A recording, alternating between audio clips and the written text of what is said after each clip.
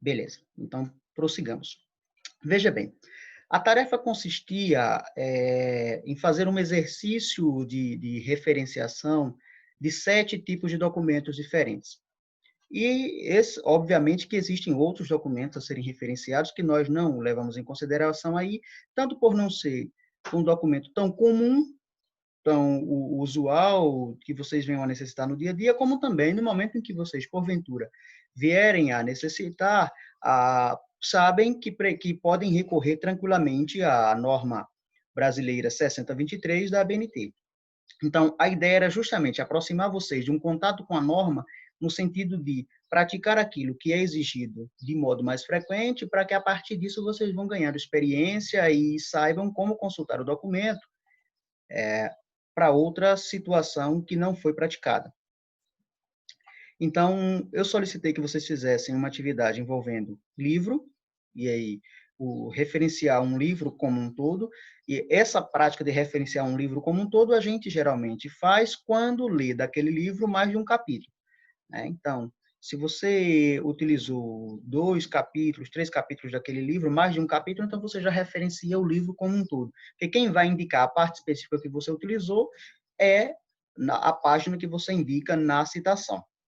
Quando de um livro você utiliza apenas um capítulo, e geralmente a gente usa essa forma quando é um capítulo e não é um livro coletânea. O que é um livro coletânea? É uma obra que é organizada por 2, 3 ou mais autores, mas que na sua composição ela conta com textos escritos por vários autores. Então, a gente usa o elemento capítulo de livro especificamente, ou mais diretamente.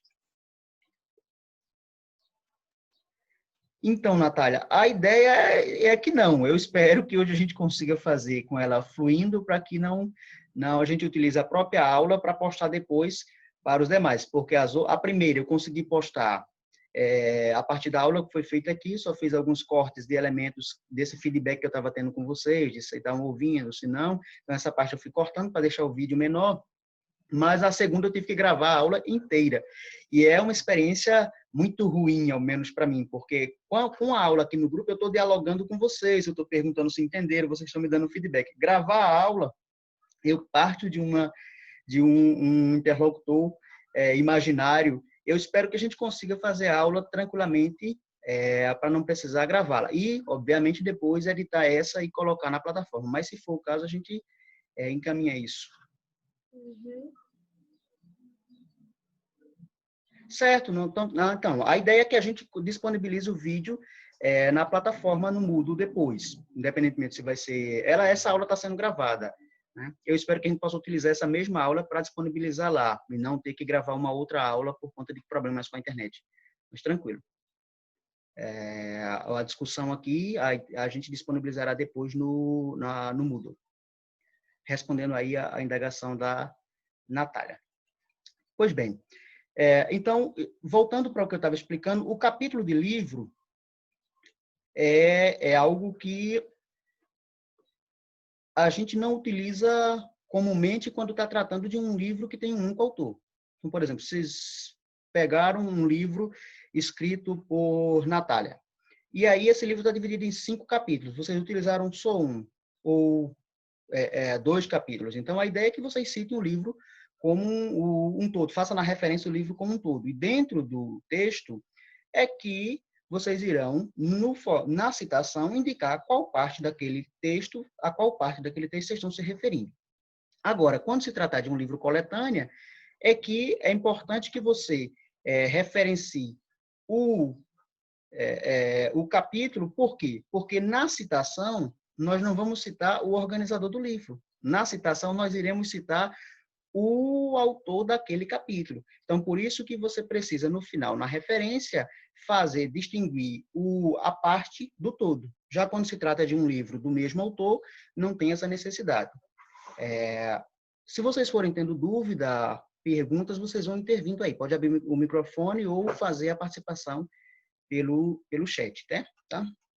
Com relação à tese, dissertação e TCC, o formato é o mesmo, vocês viram, e isso foi uma uma atividade que vocês cumpriram direitinho, com menos dúvida, inclusive, do que com relação a capítulo de livro. Eu achei que as referências de capítulo de livro foram mais problemáticas do que de tese e dissertação. Só uma questão de tese e dissertação, e aí eu vou pontuar logo, que me chamou bastante atenção, é que muitos de vocês esqueceram, logo no momento depois da indicação do grau recebido. E qual é o grau recebido? É aquela informação que fica entre parênteses, indicando se foi uma licenciatura, se foi um bacharelado, se foi um mestrado, se foi um doutorado. Logo depois dessa informação, que vem a indicação, um tracinho, quem a gente coloca é o departamento. E, por último, a instituição. Então, muitos de vocês colocaram primeiro a instituição e esqueceram o departamento. Eu fui fazendo essas correções com mais frequência. Então, como foi algo bastante recorrente, eu estou retomando aqui para que a gente possa, se porventura isso não ficar compreendido na própria estrutura da correção na plataforma, a gente tira a dúvida agora na revisão, certo? Vamos lá. Então, aqui está a atividade da Maria Alice. Eu já retomei para Maria Alice logo abaixo, mas eu quero aproveitar a postagem da Maria Alice para ilustrar algumas questões. A primeira delas é a seguinte. Pela norma, quando a gente vai fazer a referência, a gente tem a opção de utilizar a referência no seu formato mais simples, que é o que a norma chama de elementos essenciais, e a citação no seu formato mais complexo, que é o que a norma chama de elementos complementares. Pois bem, eu sou livre para escolher entre um formato e outro. No entanto, a exigência é que, ao escolher por um formato, eu utilize ele para todas as citações. Então, eu não posso utilizar o formato de citação apenas com elementos essenciais para uma obra e na outra obra eu utilizar os elementos complementares. Eu preciso padronizar essa minha citação. Da mesma forma que eu não posso, em uma citação, utilizar o nome dos autores ou do autor abreviado e em outra citação, mesmo que não seja da mesma categoria, eu utilizar o nome completo. A padronização é um elemento fundamental na hora de trabalhar com as normas da ABNT. A função da ABNT é justamente conceder ao documento acadêmico uma padronização, uma uniformização que possibilite ao leitor entender todos os elementos que estão postos ali, que nenhum elemento se constitua como uma espécie de código secreto para o leitor, mas que o leitor tenha condições de, a partir a partir do momento que aquele documento seguiu as normas, de acompanhar e conseguir dar conta de entender claramente o que está sendo posto ali em termos de estrutura. Tá? Não em termos de conteúdo, mas em termos de estrutura. Então, nesse sentido, a padronização ela é importante. Vejamos aqui que nas correções da Maria Alice, a pontuação foi a seguinte. Ela, no final, indicou a quantidade de páginas que tem essa obra. Isso está errado? Não, não está errado.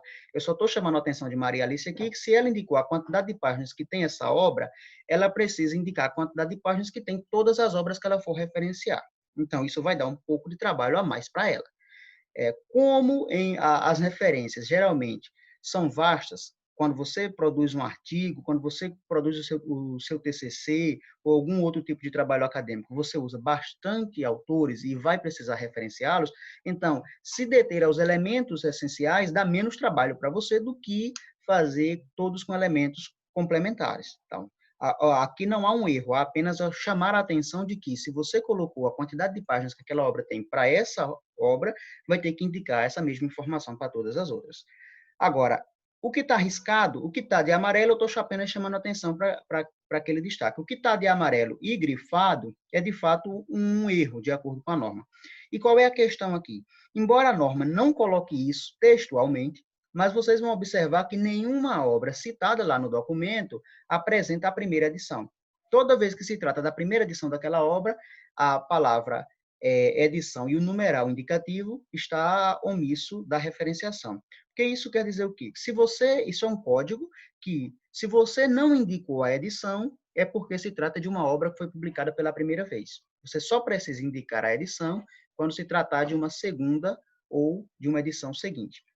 Essa é uma questão bastante recorrente nas citações de vocês, mas uma outra coisa aqui, a edição ela é indicada não com aquele símbolo de grau, como está aqui na segunda citação da Maria Alice, do John Fante. A citação ela é indicada com o numeral arábico e um ponto. Então, não é indicada a citação, não, perdão, a edição. A edição não é indicada com numeral ordinal, é indicada com numeral cardinal. Então, é o numeral e o ponto, e não o numeral e o símbolo de ordem, certo? Isso foi muito comum.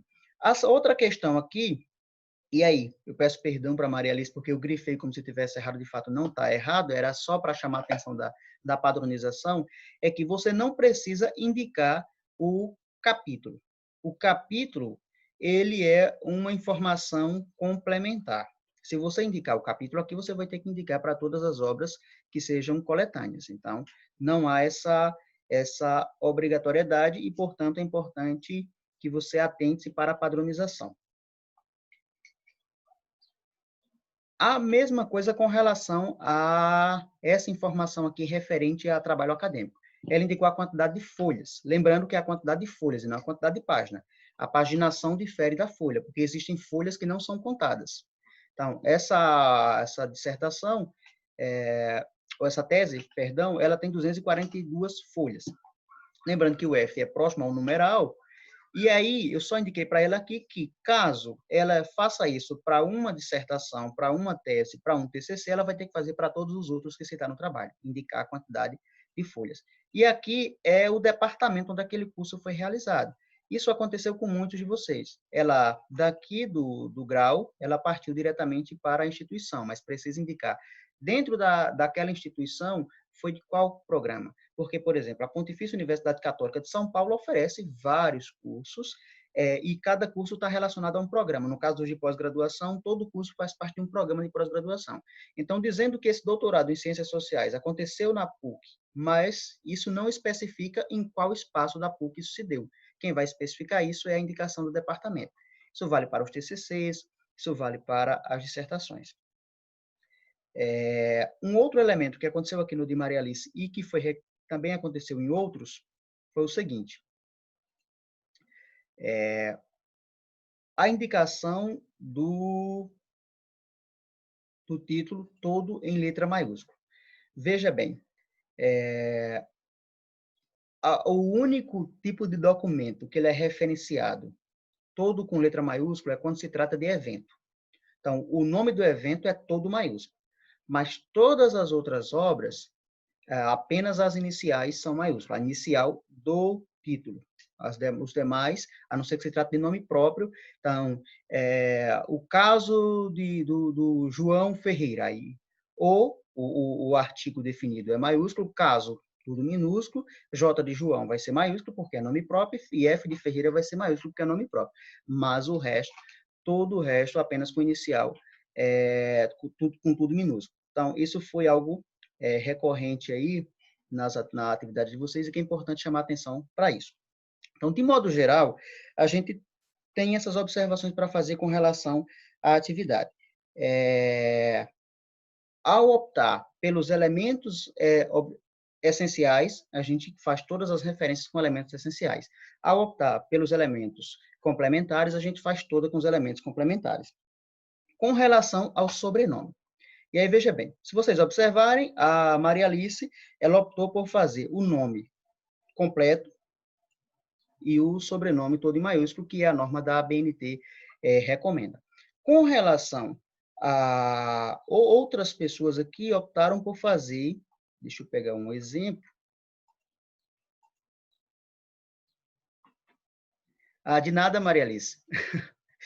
Eu estou usando você como cobaia aí, porque fui a primeira a fazer a atividade, tá? Não leve a mal as questões colocadas. E são, lembrando, são elementos que a gente está colocando pensando a perfeição do trabalho de vocês.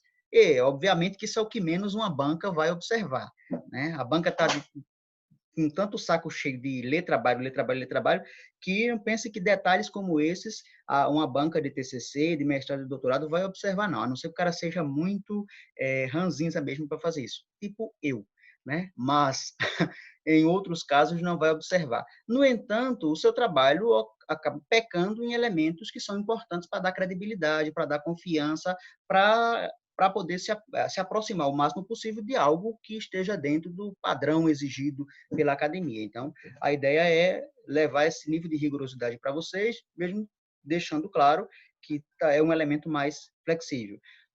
As citações, a banca leva muito mais a sério do que as referências. E a referência fica lá no final do trabalho, tal. Então, isso fica, se entende que o estudante, se chegou até ali, sabe fazer. A não ser que o trabalho esteja muito ruim, aí o cara vai procurar defeito em tudo. E as referências vão servir para encontrar esses defeitos. Né? Deixa eu ver se eu encontro um outro trabalho aqui que ilustre o que eu vou colocar.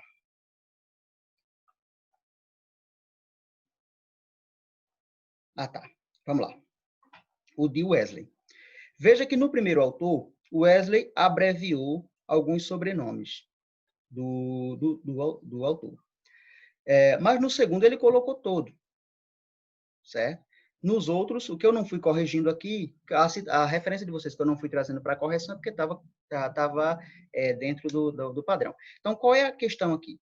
Ou vocês abreviam todo o nome do autor, com exceção do sobrenome, ou vocês não abreviam nada. Se fizerem isso para um autor, faz para todos os outros. E um outro detalhe, se abreviar o nome, corta as preposições que se usa, que intercala os sobrenomes. Se não abreviar, aí se usa a preposição. Então, vamos lá. Patrícia dos Santos Caldas Marra. Aqui ele usou o dos porque ele está usando o nome, colocando o nome completo do autor. Se ele colocasse P. espaço, S. espaço, C. espaço, ou C. ele não iria colocar o dos, não ia ser P. espaço, dos, S. Então, abreviou o nome do autor, você corta a preposição, certo? Isso vale para padronização. Um outro elemento com relação a sobrenome é que se você fizer pela BNT, o sobrenome inteiro é maiúsculo, mas se você fizer o último sobrenome, ou que o autor usa como seu último sobrenome. Mas se for pela APA, a Associação Americana de Psicologia, que também é uma norma utilizada, mas aí essa norma não é utilizada pelas instituições de um modo geral. Um evento, uma revista vai pedir para você referenciar de acordo com as normas da APA. Aí sim, só vai ser a inicial maiúscula, certo? E a data que está lá no final, ela vai voltar para depois do penúltimo sobrenome do autor. Com relação aos links, aqui está linkado, eu creio que clicando eu vou ter acesso ao documento, e aí isso vale para o trabalho de Marcos Antônio. Deixa eu ver se eu consigo encontrar Marcos Antônio por aqui. Isso. Veja, Marcos Antônio, você colocou o link, mas colocou o link principal da página. E aí é importante que toda vez que vocês, importante não, é necessário que toda vez que vocês indicarem o link do documento, vocês indiquem o link do documento, e não o link do site onde o documento se encontra. Porque uma revista, se ela tiver 10 anos, ela tem centenas ou milhares de artigos publicados. E se você indica o site da revista, lá dentro o leitor vai ter que se dar o trabalho de procurar aquele artigo que você referenciou. Se você indica o link que dá direto no documento, não. Ao clicar, ele vai abrir diretamente o documento. Então, é o caso aqui. O repositório da UFAL tem centenas de dissertações de mestrados e algumas dezenas de teses. Né? Mas, o leitor que lute, a vitória. Tá certo. Então, se coloque você no lugar do leitor para ir verificar se aquele documento realmente existe. Aí você vê que o leitor vai lutar bastante para dar conta disso. Mas veja bem, o repositório da UFAL tem diversos documentos. Mas dentro do repositório da UFAL me interessa essa dissertação. Então, neste caso, eu coloco o link específico que dá na dissertação. Veja que você cortou o link aqui, ó. colocou só a indicação do repositório, mas aí tem que colocar o link completo. Aí só é copiar o URL, só é copiar o endereço que aparece aqui e colocar ele completo, que aí vai dar direitinho no documento, certo? Porque senão o link fica quebrado e a indicação fica incompleta. Aí a Vitória está dizendo o leitor que lute. Aí você manda isso para uma revista, se o editor não conseguir checar essa informação, nem o avaliador, ele não vai lutar, ele vai só devolver o seu trabalho e reprovar por conta de uma besteira dessa, que ele não conseguiu confirmar se quem você cita realmente existe. E não vai se dar o trabalho de estar verificando item por item, se poderia apenas consultar ao passo de um clique. Então, essa é uma questão importante para vocês atentarem.